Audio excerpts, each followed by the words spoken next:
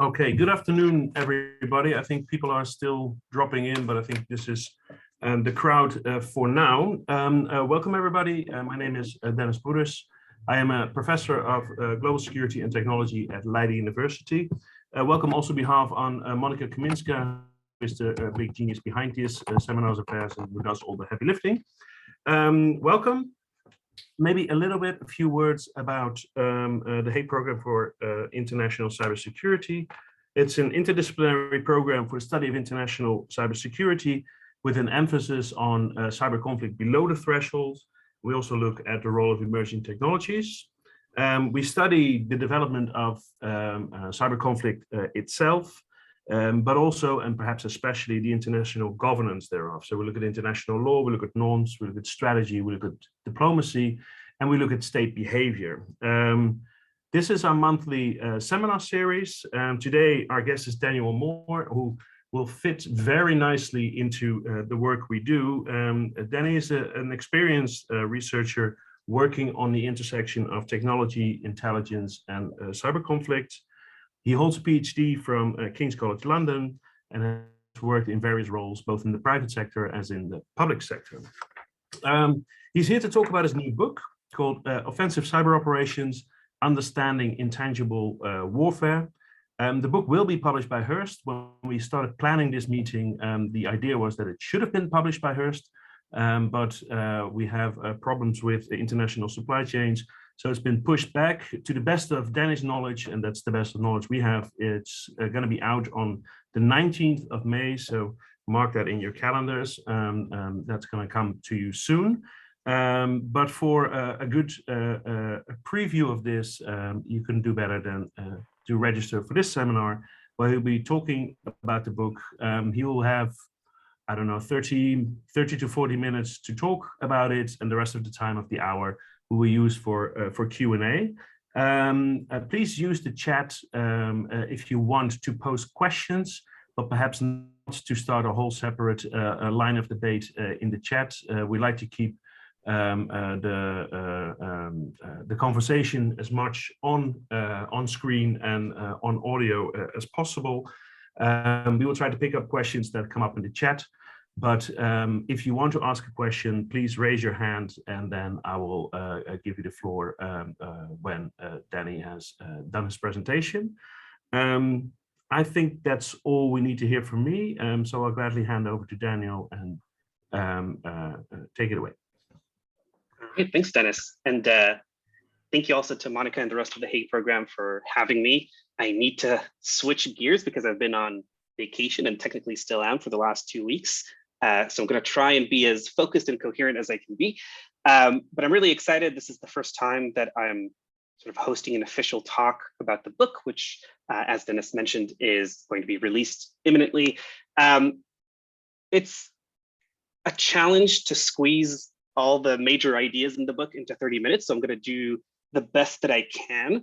But as said, the title of the book is Offensive Cyber Operations, Understanding Intangible Warfare. So the way that I'm going to tackle this talk today is first talk a little bit about who I am. I know that Dennis mentioned this, but it matters to the scope because who I am matters to what I felt like I wanted to bring into the conversation. Obviously, not just this year, but in the last, let's say, 5 to 10 years, there's been an explosion of literature about cyber warfare, offensive operations, intelligence operations through networks and against networks.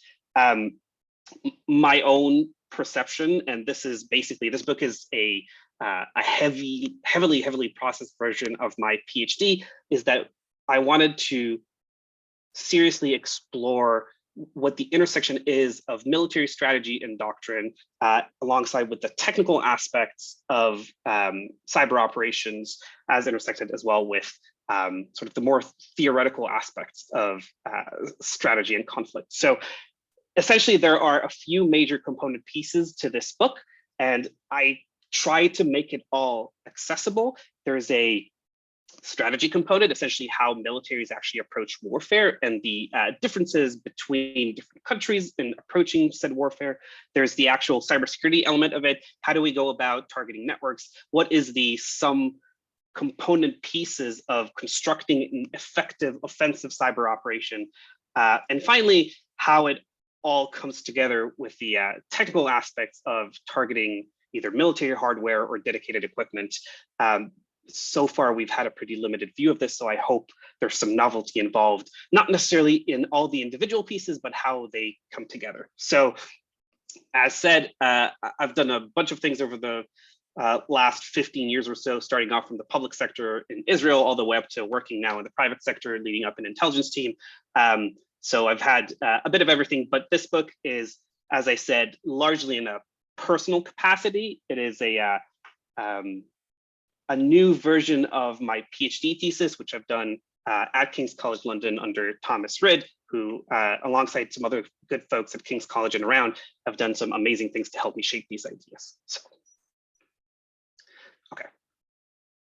I had a big think about how to address the specter of the war in Ukraine, the Russian invasion. Obviously, it matters. I actually think it's incredibly fascinating to discuss offensive cyber operations in this, because not necessarily because the war in Ukraine is particularly illuminating for some possibilities of what cyber warfare could be, but actually to demonstrate the limitations of our perspective and our visibility. And actually, one of the biggest pieces that I have in the book is how countries continuously fail to show up and actualize the full potential of what could happen in offensive cyber operations versus what we actually end up seeing. So this book touches quite heavily, not just on the technical aspects of cyber operations, but also how different countries interpret them, how they make the most of them or attempt to do so.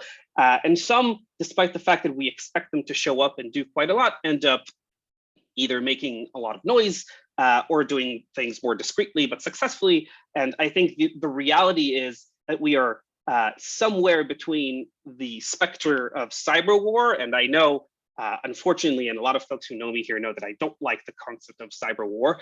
I know that there's a lot of questions on whether or not we're seeing cyber war or whether we haven't seen any cyber war. The entire point of this book, and I actually dedicate half a chapter to this, is that there isn't cyber war. The notion of that concept is not useful to the discussion itself. Rather than trying to think about what cyber operations look like in an independent context, they really only matter in an integrated way when we're looking at warfare. So if you're taking anything away from this, it's not about cyber war as a concept, but rather how we integrate cyber warfare into military strategy and our perspectives on conflict through networks. So I haven't actually written in the Ukraine conflict into the book because the book was completed ahead of time.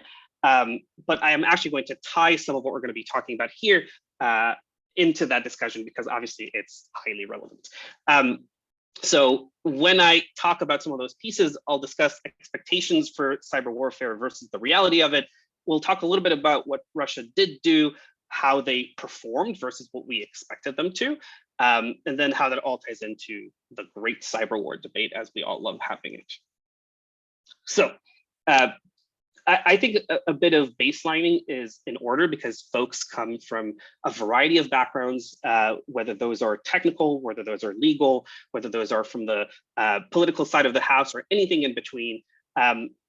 There are often conversations about what constitutes an offensive cyber operation, and the most baseline and hopefully not controversial statement that I would make is that the scope of cyber operations writ large is immense. We see a lot of cyber ops on a daily basis between many countries, against private organizations, against individuals, against academic institutions, against military networks. Everything that can be targeted in some way is, but at the end of the day, only a tiny sliver of it is actually offensive. So what does offensive mean in this context? And obviously, I don't have that much time to go into the full definition, but it is in the book. Essentially, we're looking to create some kind of effect that has a negative impact on the targeted network. So when we're carving away all the intelligence operations that are meant to essentially extract or copy information from a network for whatever purpose, be it crime, national security, or anything in between, the sum total of operations that actually attempt to achieve some kind of effect is much smaller than the rest of it. Now, there are interesting caveats to this over the last few years, and notionally and most specifically around ransomware, which is offensive by any definition of the word. But specifically what I want to look here is around operations. So designated, constructed, and managed operations by entities attempting to achieve some kind of objective through targeting networks for effect. So even that by itself is a much smaller scope, which I discuss throughout the book and how countries approach that through their doctrine. But within that, we then have even a much, much tinier scope for cyber warfare itself. So the notion of cyber operations as they manifest throughout or within the course of conflict. And this is important because of the characteristics of cyber operations and the fact that they have either, in many cases, diminished effect or some minimal level of plausible deniability, or the way the targeting works, the entry criteria, how easy it is, comparatively speaking, to carry them out. The vast majority of offensive cyber operations that we see are also not warfare per se. They're not necessarily tethered to achieving military political goals. They're not necessarily within the course of active conflict. And there are a whole host of parameters that govern what would constitute it as such. Now, there are different perspectives for this. There's a legal perspective, which I am absolutely not an international law scholar or lawyer, so I will not go into that, though I acknowledge it briefly. But there is the more analytical approach for what constitutes warfare. And this is part of the scoping exercise that I do in the book. What can we reasonably look at as actual warfare? So one of the concepts that I actually want to highlight is we have come to discuss cyber as something that has incredible novelty. It is revolutionary. It changes the face of warfare. It's somehow sprung on us in the last 20 or so years. But really, if we go all the way back to the very start of the 20th century, and I start from the 1940s, but it draws back further than that, we actually just see this as an evolutionary pattern, which increasingly looks to target the modern mechanics of warfare. So one of the notions that I wanted to establish in the book is what is intangible warfare, essentially operations or objectives pursued through intangible means. That can be initially the electromagnetic spectrum, and that sort of coalesced over the course of time to represent the information space, sort of decoupled from that, but not entirely. So if we start in the 1940s, one of the things that we see is that already back then, some of the characteristics that we ascribe today to cyber operations have already started back then. So for example, when we look within World War II at some of the sort of the radar wars and attempting to both jam navigation and communication, there was already an initial pattern of technological innovation that immediately is attempted to be countered by a very specific bespoke solution meant to degrade that capability and deny its advantage. So already at that time, we start to see these effects. And interestingly, we already see in literature from that conflict the absolute hunger for intelligence as something that underpins that type of technological warfare. Because if you want to jam a signal, you need to understand how it operates, what are its characteristics, and often you need to essentially develop a very specific counter to it. And one of the interesting characteristics that we see is that we start seeing aspects of the use it and lose it approach that is somewhat pervasive today, though there are caveats to that as well. Essentially, the notion that if somebody uses some kind of device and you counter it, they will know that you have countered them, and they will just, let's say, hop to another frequency or make some slight modification, and you will lose everything that you've invested so heavily in. So that is already something that's beginning to formulate there. But really, and this is something that is so instrumental to why conflict in and against information systems is so essential, is because already back then, it was about establishing and disrupting trust in the instruments that we use to facilitate modern warfare and modern life, So we invest a lot in representing this in a way that would establish trust, and being able to disrupt it and cause some kind of meaningful effect that would take that trust away can be very upsetting to the course of a campaign or warfare in general. After that, in the Cold War, as we see sort of the increased instrumentalization of equipment, we actually start seeing how a reliance on technology begins to be a crutch. So there was obviously a race to develop increasingly sophisticated equipment, one that counters another. If we have increasingly sophisticated warplanes, we need increasingly sophisticated anti-air platforms to counter them, standoff weapons and the such. All those do make an immense improvement to how modern warfare is carried out, but also they become an essential crutch for us when we're planning operations, and dependency on them increases over the course of time. So it becomes, as we add more layers of complexity, initially on the mechanical side, and then on the instrument side, and eventually on the network side, we distance ourselves from the actual subject matter, and we have to put more and more and more trust in the platforms that we use for conflict.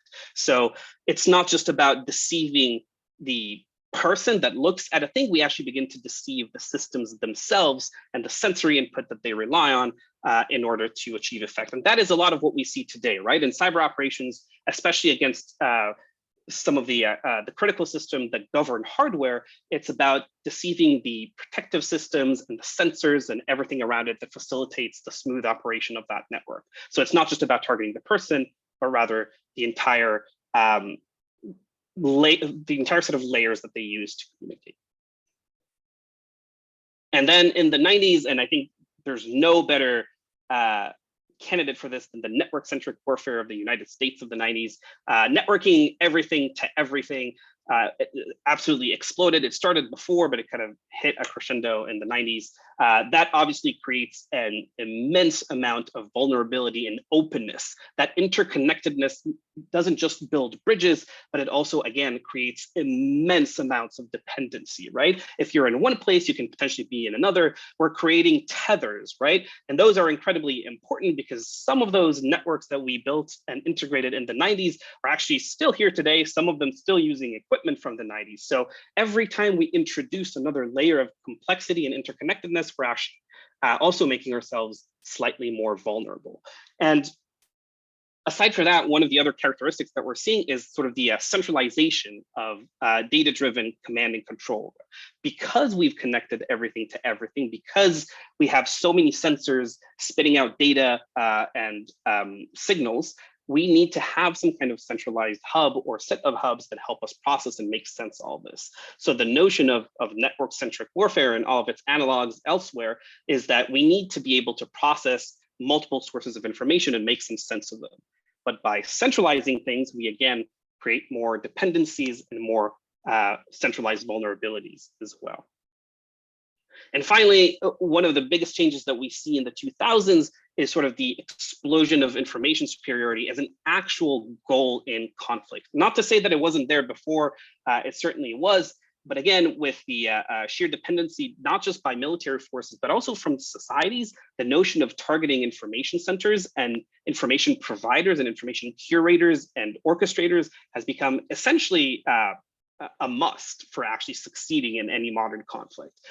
Beyond this, the overlap between civilian and military networks, whether it's for redundancy or just because military conflicts happen within civilian territory, and I think we see a lot of that in Ukraine, it really changed the entire landscape and created both more opportunities, but also more risks. So one of the biggest misconceptions that we have is how operations look. So essentially, there's quite a lot of investment and sort of hidden shadow costs that go into creating a complex operation. And I'm not talking run-of-the-mill wiper or even ransomware, though some of those are fairly sophisticated. But if we sort of look at this across the timeline of an operation, in order for a country or a major organization to have effective operational capacity, they need to conduct themselves according to a timeline. So on the preparation step, we have many things that need to happen. Targeting intelligence is essential, being able to find your target so that you can actually operate against it. Doing the necessary vulnerability research in some cases is necessary, in some cases not as much. And if you have found it, being able to essentially effectively create the exploits needed to make a difference.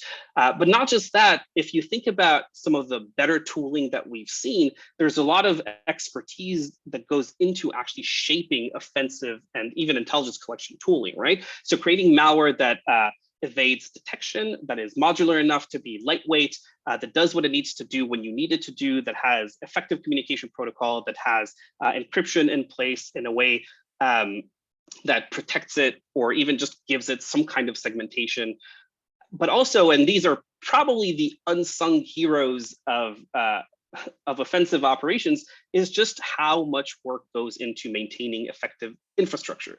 So think about how many intelligence and offensive operations have been either attributed, disclosed, or even exposed sheerly because they had some kind of infrastructure overlap with previous operations. It's a key method in how we do attribution today, and being able to effectively shield your operation from some kind of error issue elsewhere is a huge deal. So creating infrastructure that's sustainable, effective, and empowering your operators is both a large monetary investment, it takes time, and it takes consistent effort and expertise. So all those things need to happen concurrently before you ever actually try to infect anybody, if you want that operation to last. And not everybody does. So engagement is the actual point of contact with the adversary. That could be through phishing, social engineering. It could be many other means of initial infection, whether that's supply chain compromise, some kind of physical engagement, or anything in between. Again, those things can either be immediate or they can be closed access operations that might take months or years to mature. Again, the burden of doing this effectively is very, very high. And then presence is the actual amount of time that you spend within an adversary network. Again, doing this quietly, effectively, reaching the point that you need, having intelligence support so that you find the specific assets within the network where vulnerable or the actual assets that would lead you to your objectives are there. You might need to have some specialized engineering come in to help you develop additional modules. If you think about some of the complicated operations against high value critical infrastructure networks, for example, that required a lot of expertise and intelligence in actually understanding which nodes to target and in which way to create the effect that you want. It's not all just Windows networks that you can just essentially blaze through in a hurry.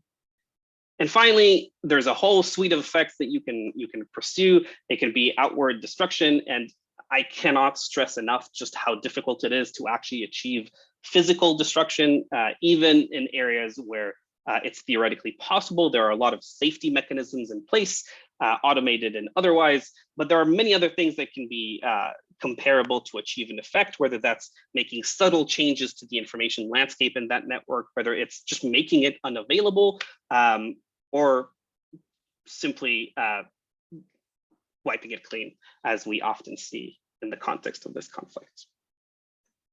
So one of the ways in which I think it's helpful to look at this, and has traditionally not been the case, but I think it's a good practical exercise, is to essentially divide the sum landscape of offensive cyber operations into two categories.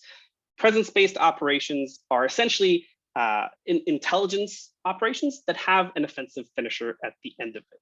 So think about all the methodical practice that it takes to navigate complex networks and position yourself in a way that you can actually create, when needed, the effect that you would like to have.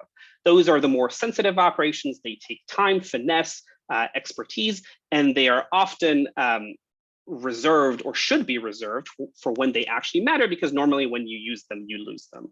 But those are not all the operations that we see. The other category, the event-based operations, are actually designed to be robust, repeatable, and they actually form a surprising amount of the operations that we see today. So one of the issues that we have both in the industry and the community for information security is a lack of visibility.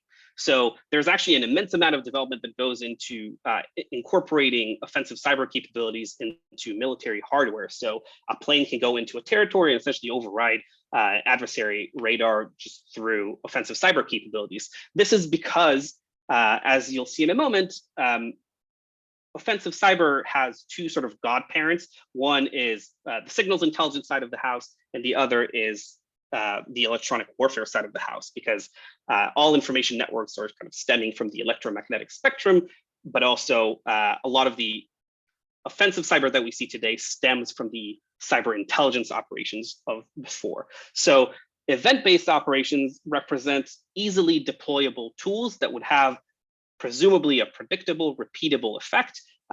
Some of that could be incorporated within a platform in the field. Some of it could be just a wiper, a loud, noisy wiper that you might see 24 times against 500 networks, but it does what it needs to do, which is create havoc and disruption within a Windows network, for example. So these tools have immense value in the sense that on their own, they can be good tactical component pieces that go along with other operational assets.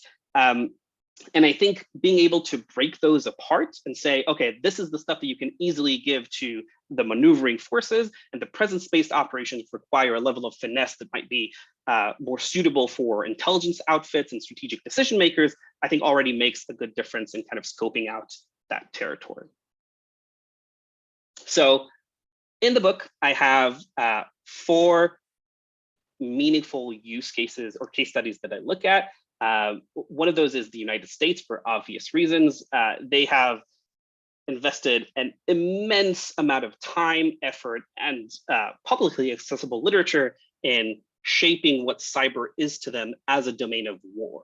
And this is important. The very notion of cyber as something that you can put in a box and say this is on its own is a uniquely American creature that not all of its adversaries share.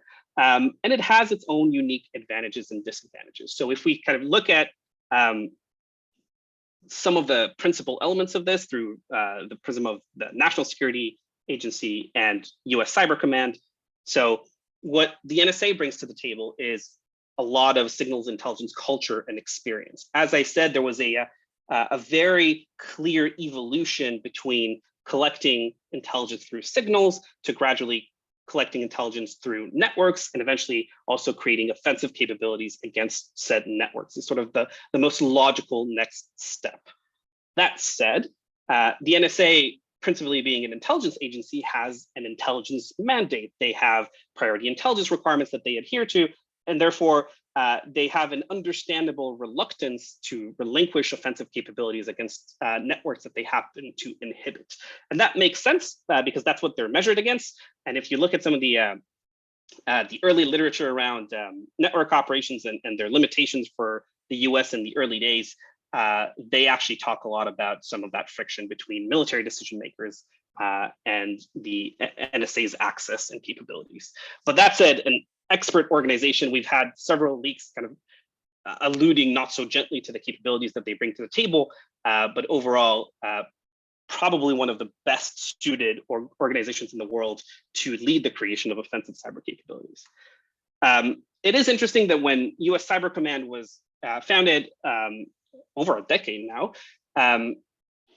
one of the things that we saw is kind of a push towards, again, putting cyber in a box, trying to understand what it is and how it makes sense.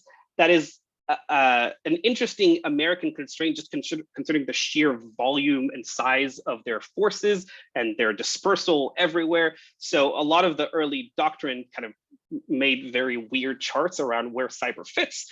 But I was never a huge fan of this simply because cyber is everywhere, because networks are everywhere, right? So operating defensively and offensively in cyberspace is something that everybody has to do, and therefore confining it to a domain has its limitations as well.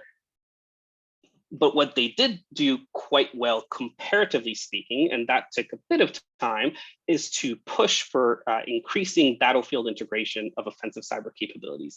And this matters, right? Because as we said, the original issue was that bureaucracy and legal limitations prevented sort of the wholesale adoption of offensive cyber as something that contributes to the war effort. It was sort of a top echelon style contribution only reserved for the most extreme of cases or some other limited circumstances.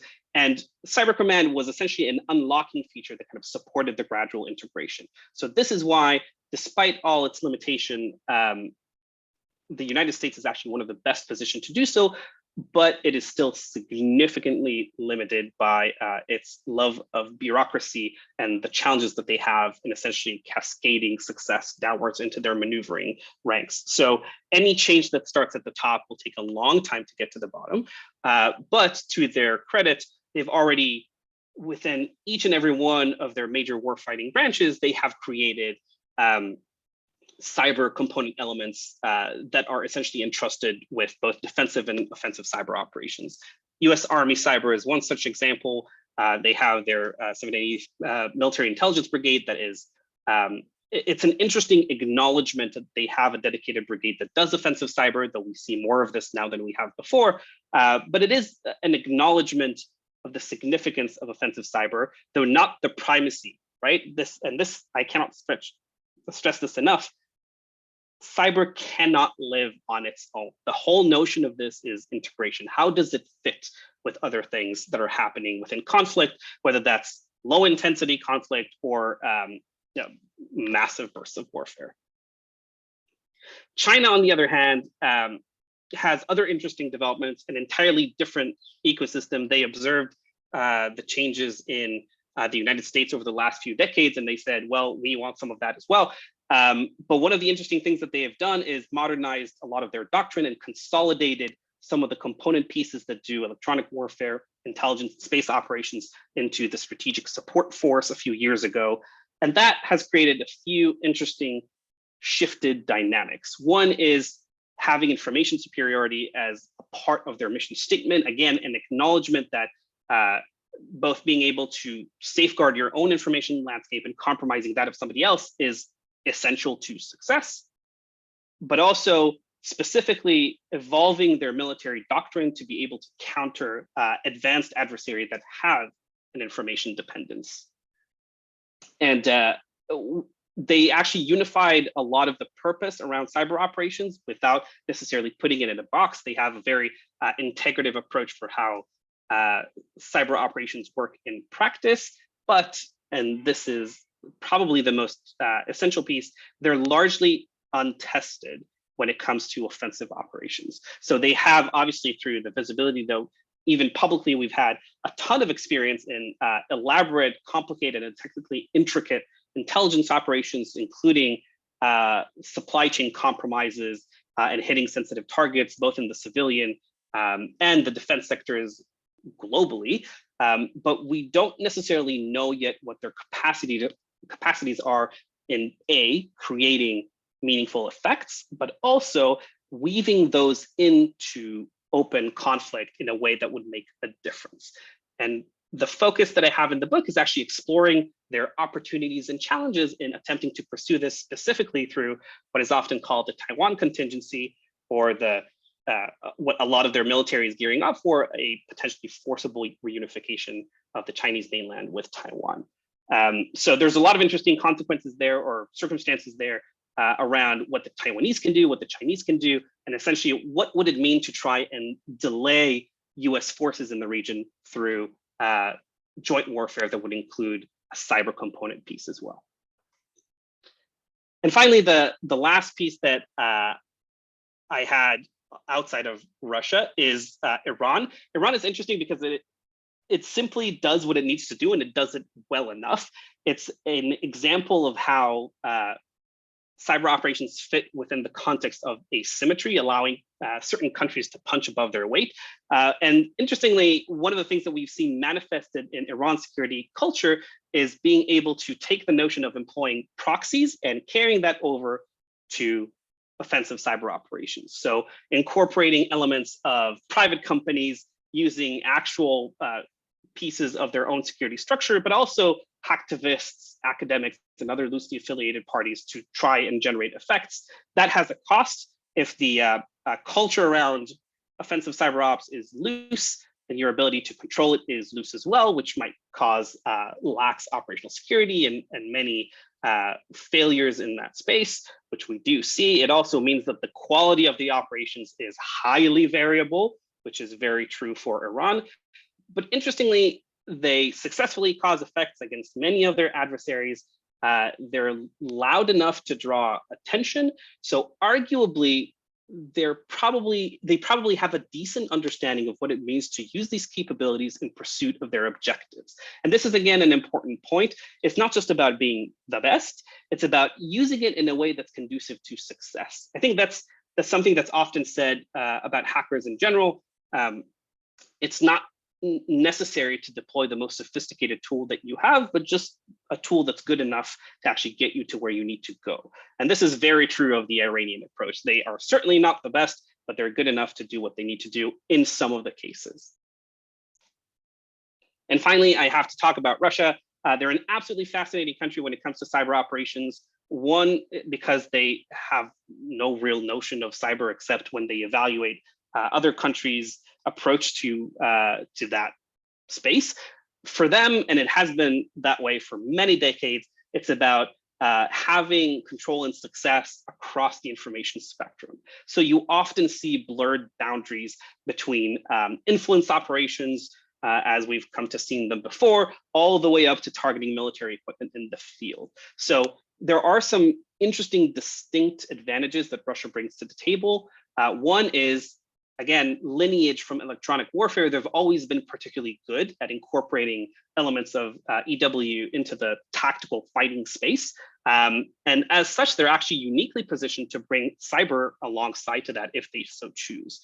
We've also seen them through some of their operations, and a shout out to the Sandworm crew and some of the others that have done truly evil things, but with a lot of technical capability.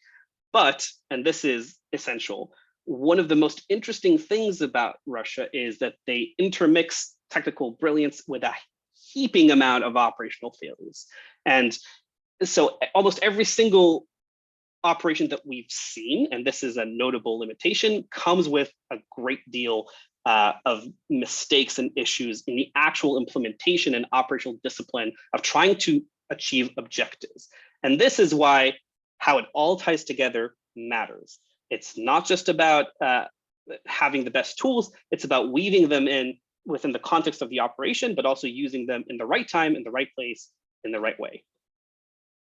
So to tie all that back to Ukraine, and I have to give credit here to the amazing coverage that's coming out both from several government agencies, but also a lot of the private sector entities in the space, multiple wipers, some critical infrastructure targeting as well. But I think a lot of folks are asking, is this it?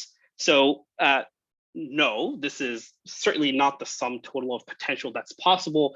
It is entirely possible that there are things that we simply do not see. So while we did see the targeting against Viasat, because it also compromised a lot of civilian infrastructure and assets as well, it is entirely possible that there were either tactical, even strategic attacks against military infrastructure as well that we simply do not see. But also, there were a lot of failures. There was a failure to suppress Ukrainian information infrastructure. They were able to essentially still access information. And this has been said in many cases, we see some correlation between kinetic activities or actual combat operations and cyber operations. The fact whether or not they're actually using one another to create an amplified joint effect is at least how it seems somewhat of a deficiency. But that's not to say that it's not possible, just that we did not see it.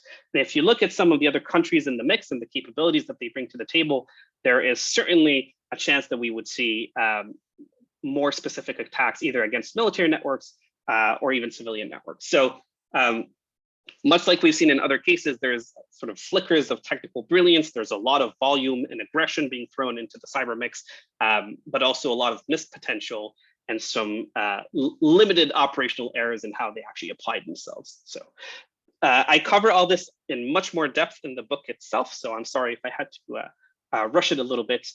But with that, I'll stop here because I think I spoke for about 35 minutes. The book should be available hopefully in May 19th. There's also a discount